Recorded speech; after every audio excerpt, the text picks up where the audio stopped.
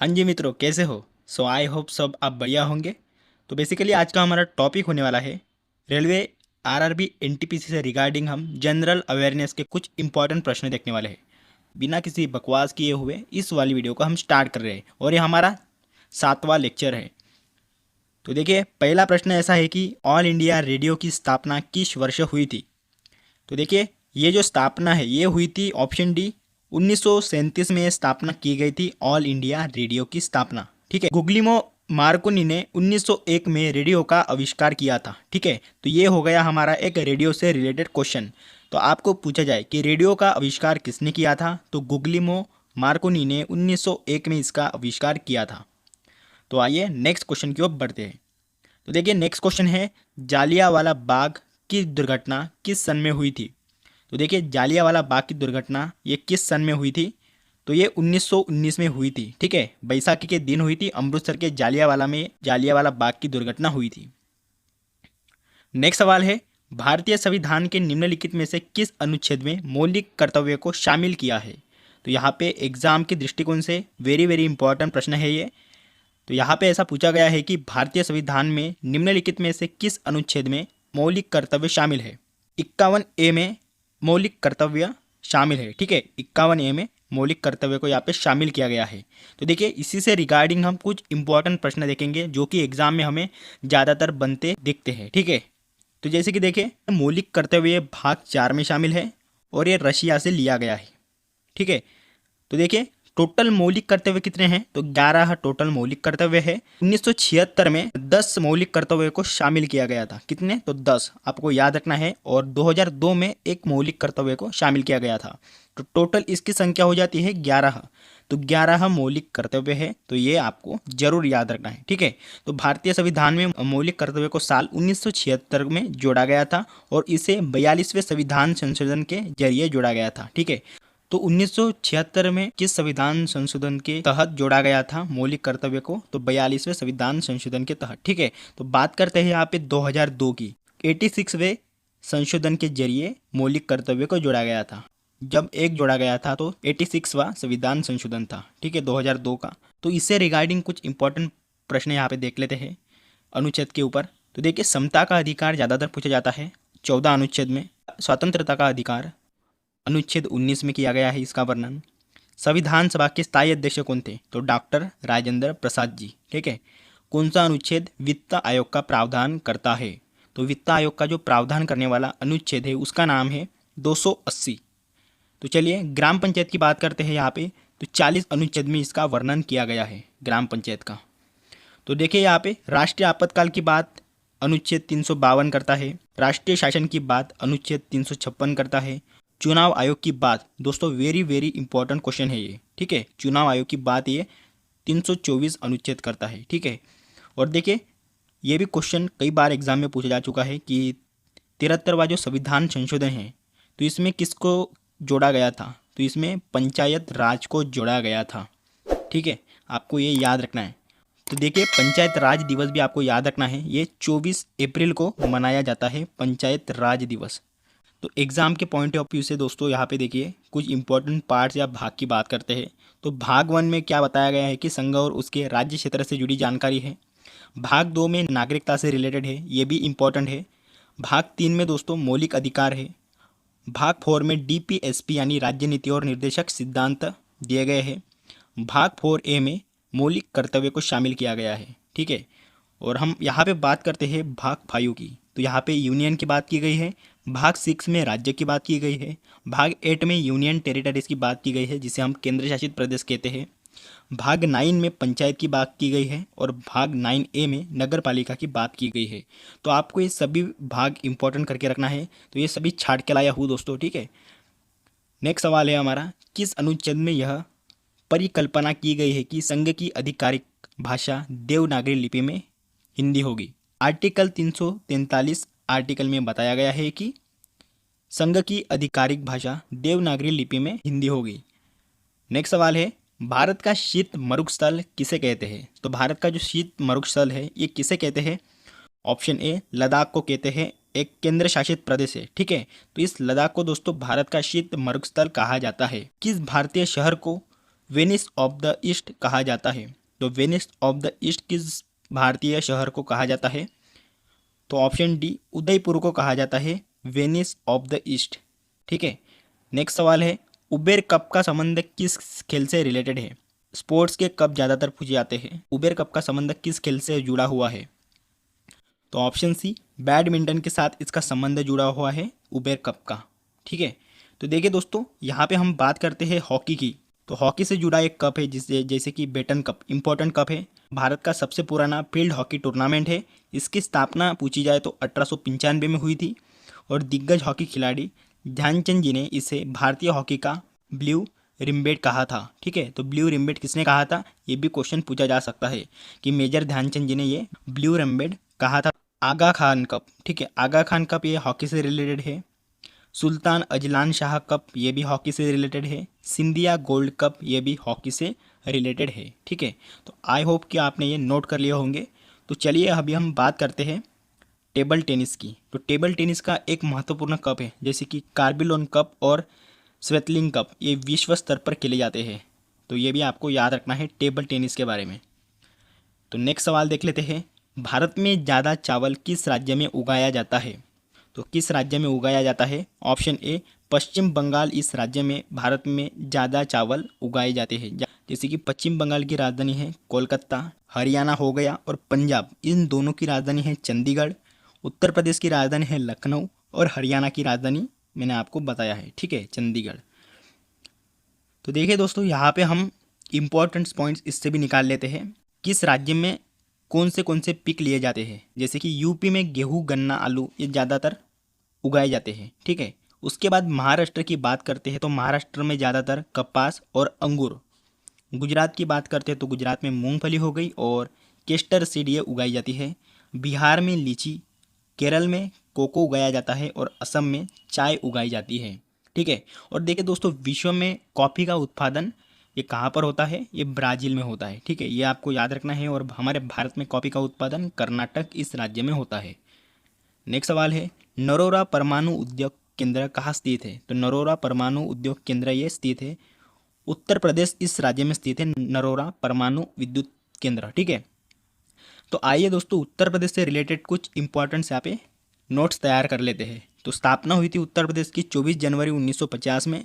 राजधानी लखनऊ है उत्तर प्रदेश की। मुख्यमंत्री वर्तमान में है योगी आदित्यनाथ जी, सबसे ज़्यादा काल रहे हैं उत्तर प्रदेश के इतिहास में मुख्यमंत्री। राज्यपाल वर्तमान में है आनंदीबेन पटेल। प्रश्न भी बना लेते हैं जैसे कि ईस्वीसन 1887 की जो क्रांति थी तो इसके दौरान बरेली का प्रशासन किस रोहिल्ला सैन्य अधिकारी ने ग्रहण किया था? तो उसका नाम है खान बहादुर खान ने किया था ये। ठीक है। तो ये भी आपको नोट करना है दोस्तों, 1857 की क्रांति के बारे में पूछा जाता है। ठीक है। भारतीय राष्ट्रीय कांग्रेस तथा मुस्लिम लीग का सम्मेलन एक साथ लखनऊ में कब संपन्न किया गया था? तो ये संपन्न किया गया था 1916 में। ये भी यूपी से रिलेटेड क्वेश्चन है। ठीक है। नेक्स्ट सवाल देख लेते हैं, कांच की चूड़िया के उद्योग के लिए उत्तर प्रदेश का कौन सा शहर प्रसिद्ध है? तो ये फिरोजाबाद है दोस्तों, उत्तर प्रदेश का प्रसिद्ध शहर कांच की चूड़ियों के लिए। उसके बाद है दोस्तों, उत्तर प्रदेश में 1857 की जो क्रांति हुई थी तो इसका आरंभ सर्वप्रथम किस नगर में हुआ था? तो मेरठ में हुआ था उत्तर प्रदेश की। ठीक है। तो उत्तर प्रदेश में प्रसिद्ध बुलंद दरवाज़ा कहाँ स्थित है? दोस्तों यहाँ पे आपको कंफ्यूज नहीं होना है, वेरी वेरी इंपॉर्टेंट क्वेश्चन है और सिंपल क्वेश्चन भी है। ठीक है, बहुत लोगों को ये पता होगा कि फतेहरपुर सिकरी यूपी में बुलंद दरवाज़ा स्थित है। उत्तर प्रदेश में चौखंडी स्तूप कहाँ पर स्थित है? तो ये सारनाथ में स्थित है। ठीक है। उत्तर प्रदेश में नॉलेज पार्क की स्थापना कहाँ की गई थी? तो ये ग्रेटर नोएडा में की गई थी उत्तर प्रदेश में नॉलेज पार्क की स्थापना। ठीक है। तो नेक्स्ट क्वेश्चन है नौचंदी मेला। ठीक है, इंपॉर्टेंट मेला है दोस्तों उत्तर प्रदेश का। तो नौचंदी मेला ये मेरठ में लगता है, ये भी पूछा जाता है एग्जाम में। ठीक है। तो अगला सवाल है, लोक नृत्य राहुला का संबंध उत्तर प्रदेश के किस क्षेत्र से जुड़ा हुआ है? तो बुंदेलखंड क्षेत्र से जुड़ा हुआ है राहुला लोक नृत्य का संबंध। ठीक है। ऐसा भी पूछा जा सकता है कि राहुला किस राज्य का एक प्रसिद्ध लोक नृत्य है? तो आपको उत्तर प्रदेश करना है। अगर आपको ऑप्शन में बुंदेलखंड दिखता है तो आपको बुंदेलखंड टिक करके आना है। के.डी. सिंह बाबू स्टेडियम उत्तर प्रदेश में किस नगर में स्थित है? लखनऊ में स्थित है, राजधानी है दोस्तों लखनऊ। तो ये के.डी. सिंह बाबू स्टेडियम स्थित है, एक क्रिकेट का स्टेडियम है। ठीक। उत्तर प्रदेश के उन्नाव जिले में कौन सी सेंचुरी स्थित है? तो नवाब नवाबगंज पक्षी अभयारण्य, इंपॉर्टेंट, ठीक है, इंपॉर्टेंट करना है इसको। नवाबगंज पक्षी अभयारण्य ये उत्तर प्रदेश में स्थित है, सीधा सा क्वेश्चन है ये, ठीक है। देखिए दोस्तों, उत्तर प्रदेश का ऐसा कौन सा स्थान है जहाँ पर गौतम बुद्ध जी ने अपना प्रथम उपदेश दिया था? तो सारनाथ, जो कि वाराणसी के निकट में स्थित है। लोकनायक जयप्रकाश नारायण हवाई अड्डा किस शहर में स्थित है? तो ये स्थित है, ऑप्शन ए, पटना में स्थित है लोकनायक जयप्रकाश नारायण हवाई अड्डा। तो देखिए, इस ऑप्शन से जितने भी पॉइंट बन रहे हैं उतने मैं आपको शेयर कर रहा हूँ यहाँ पे। तो पटना की बात करते हैं तो ये बिहार की राजधानी है, ठीक है। पटना का पुराना नाम ज़्यादातर आपको याद रखना है, पाटलिपुत्र है। तो देखिए, ऑप्शन सी की बात करते हैं बेंगलुरु की, तो कर्नाटक की राजधानी है बेंगलुरु। बेंगलुरु से रिलेटेड दोस्तों पहले मैं आपको ये बता रहा हूँ, इसके बाद मैं आपको एक पॉइंट शेयर करूँगा, ठीक है। तो बेंगलुरु को भारत की सिलिकॉन वैली और भारत की आईटी राजधानी के नाम से भी जाना जाता है, ठीक है। और ऑप्शन डी की बात करते हैं यहाँ पे सूरत के बारे में, तो ताप्ती नदी के किनारे स्थित है, ठीक है। सूरत से एक इंपॉर्टेंट क्वेश्चन आपका हो जाता है। तो ठीक है, अभी हम लास्ट में बेंगलुरु की बात करते हैं। तो बेंगलुरु में स्थित है दोस्तों इसरो का मुख्यालय, तो ठीक है, बेंगलुरु कर्नाटक में इसरो का मुख्यालय स्थित है। तो इसरो की स्थापना अगर आपको पूछी जाए तो 15 अगस्त 1969 में हुई थी। प्रथम अध्यक्ष पूछी जाए तो विक्रम साराभाई है। वर्तमान में अध्यक्ष कौन है? वी नारायणन, ये वर्तमान में अध्यक्ष है। अभी हाल ही में नियुक्ति हुई है, तो करंट अफेयर में आपको ये क्वेश्चन पूछा जा सकता है, ठीक है। और अगर इसके पहले के पूछी जाए तो उनका नाम क्या है? एस सोमनाथ, ठीक है। तो देखिए, अभी तक इसरो ने चंद्रयान 1 हो गया, चंद्रयान 2 और चंद्रयान 3 अंतरिक्षयान चांद पर भेजे हैं। तो चंद्रयान 1 की बात करते हैं हम। चंद्रयान 1 चांद के लिए भारत का पहला मिशन था और इसे 22 अक्टूबर 2008 को श्रीहरिकोटा के सतीश धवन अंतरिक्ष केंद्र से लॉन्च किया गया था, ठीक है। चंद्रयान 1 हो गया, 2 हो गया और 3, तो इन तीनों को भी श्रीहरिकोटा का जो सतीश धवन अंतरिक्ष केंद्र है यहाँ से ही लॉन्च किया गया है। तो आपको ये तारीख याद रखनी है, 22 अक्टूबर 2008, ठीक है, चंद्रयान 1 की। देखिए, चंद्रयान 2 की बात करते हैं तो इसे 22 जुलाई 2019 को लॉन्च किया गया था। चंद्रयान 3 को दोस्तों अभी करंट में ये, ठीक है, 2023 में 14 जुलाई 2023 को दोपहर 2:35 बजे श्रीहरिकोटा के सतीश धवन अंतरिक्ष केंद्र से लॉन्च किया गया था, ठीक है। 23 अगस्त 2023 को चंद्रयान 3 चांद पर लैंड कर गया था, ठीक है। तो ये भी आपको याद रखना है। देखिए, अभी मैं बात कर रहा हूँ चंद्रयान 4 की। तो चंद्रयान 4 को लॉन्च करने का निर्णय लिया है, तो ये लॉन्च होने वाला है 2027 में। ये भी क्वेश्चन पूछा जा सकता है, ठीक है। नेक्स्ट सवाल देख लेते हैं। पन्नालाल घोष का संबंध किस वाद्य यंत्र से है? तो पन्नालाल घोष जी का संबंध बांसुरी के साथ इनका संबंध है, पन्नालाल घोष जी का।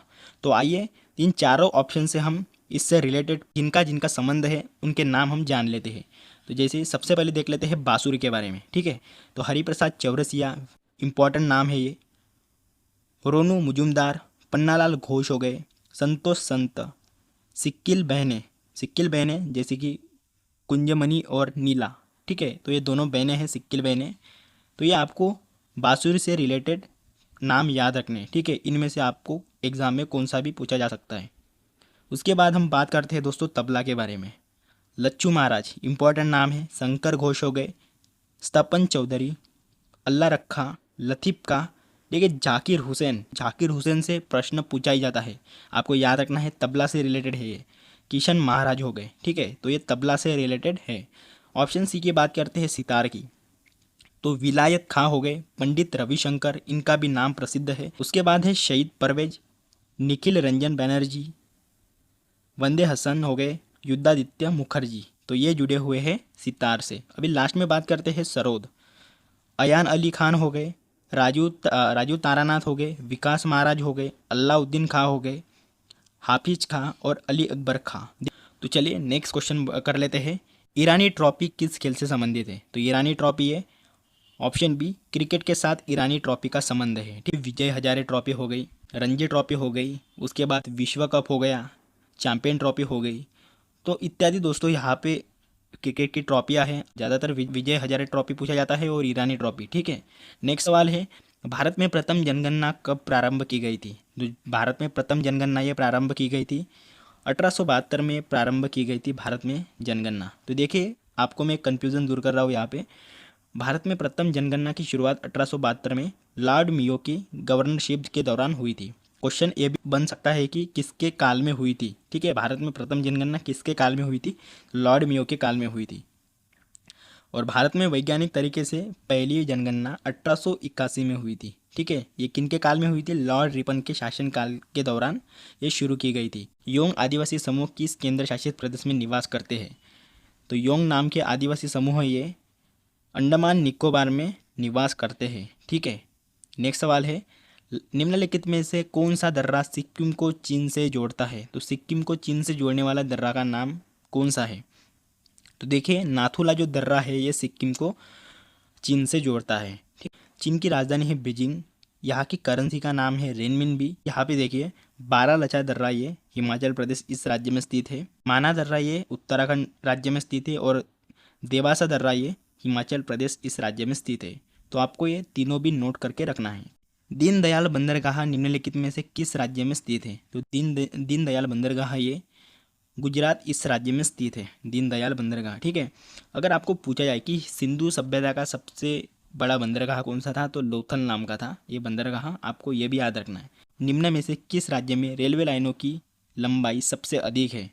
तो उत्तर प्रदेश इस राज्य में रेलवे लाइनों की लंबाई सबसे अधिक है। ठीक है, नेक्स्ट सवाल है, देखिए, ब्लैक पेगोडा नाम से कौन सा मंदिर जाना जाता है? तो ब्लैक पेगोडा नाम से कोणार्क का जो सूर्य मंदिर है ये जाना जाता है ब्लैक पेगोडा इस नाम से। तो आइए एक नज़र डाल लेते हैं हम भारत के कुछ इंपॉर्टेंट मंदिर के ऊपर आने की संभाव्यता है एग्ज़ाम में। ठीक है, तो आपको अलग से कुछ वीडियो नहीं देखना पड़ेगा, तो इसलिए मैं करवा रहा हूँ आपको। जैसे कि अमरनाथ का मंदिर ये पहलगाम जम्मू कश्मीर में स्थित है। वैष्णवी देवी मंदिर ये जम्मू कश्मीर में स्थित है। कोणार्क का सूर्य मंदिर उड़ीसा इस राज्य में स्थित है। लिंगराज मंदिर भुवनेश्वर उड़ीसा में स्थित है। जगन्नाथ मंदिर पुरी उड़ीसा में स्थित है। कामाख्या मंदिर very very important Guwahati Assam में स्थित है। दिलवाड़ा मंदिर ये माउंट आबू राजस्थान में स्थित है। खजुराहो मंदिर मध्य प्रदेश में स्थित है। विरूपाक्ष मंदिर जिसे पंपपति मंदिर भी कहा जाता है ये हम्पी कर्नाटक में स्थित है। और दक्षिणेश्वर काली मंदिर ये कोलकाता पश्चिम बंगाल में स्थित है। ठीक है, कंदारिया महादेव मंदिर मध्य प्रदेश में स्थित है और स्वर्ण मंदिर पंजाब में स्थित है। ठीक है, अमृतसर पंजाब में स्थित है। निम्नलिखित में से मध्य प्रदेश का कौन सा शहर झीलों के शहर के रूप में जाना जाता है? तो उसका नाम है भोपाल। ठीक है, भोपाल यह शहर जो कि मध्य प्रदेश की राजधानी भी है भोपाल, तो ये झीलों का शहर के नाम से जाना जाता है। ठीक है, तो अभी बात हो चुकी है झीलों के बारे में, तो झीलों से रिलेटेड इंपॉर्टेंट क्वेश्चन यहाँ पे देख लेते हैं। फिनलैंड को हजारों झीलों की भूमि कहा जाता है और फिनलैंड में दुनिया की सबसे ज़्यादा झीलें स्थित है। देखिए, भारत में जो है उदयपुर को झीलों का शहर कहा जाता है। झीलों का शहर अगर आपको पूछा जाए तो उदयपुर को कहा जाता है हमारे भारत में। और बैकाल झील की बात करते हैं यहाँ पे हम, तो रशिया के साइबेरिया में स्थित है ये बैकाल झील और यह दुनिया की सबसे बड़ी मीठे पानी की झील है। ठीक है, देखिए, आपको खारे पानी की झील पूछी जाए तो कैस्पियन सागर है, आपको ये भी याद रखना है। ठीक है, नेक्स्ट सवाल है, स्वदेशी रूप से विकसित पहले प्रदूषण नियंत्रण पोत को किस राज्य में लॉन्च किया गया है? तो ये 2024 का क्वेश्चन है आई थिंक।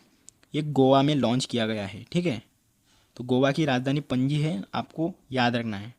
निम्नलिखित में से कौन सी नदी एक ज्वारमुख का निर्माण करती है? तो ज्वारमुख का निर्माण कौन सी नदी करती है? नर्मदा नदी करती है। ठीक, नर्मदा के अलावा और भी कुछ अन्य नदियां हैं जो ज्वारमुख निर्माण करती है। उनका नाम है तापी नदी हो गई, हुगली नदी, मैकेंजी नदी, ओडर नदी हो गई, एल्ब नदी, सिन नदी, ओब नदी, हडसन नदी और साइन नदी। तो ये ज्वारमुख बनाती है। ठीक है, ज़्यादातर आपको दोस्तों नर्मदा पूछी जाएगी और तापी पूछी जाएगी। ठीक है, ये दोनों आपको इंपॉर्टेंट करके रखना है।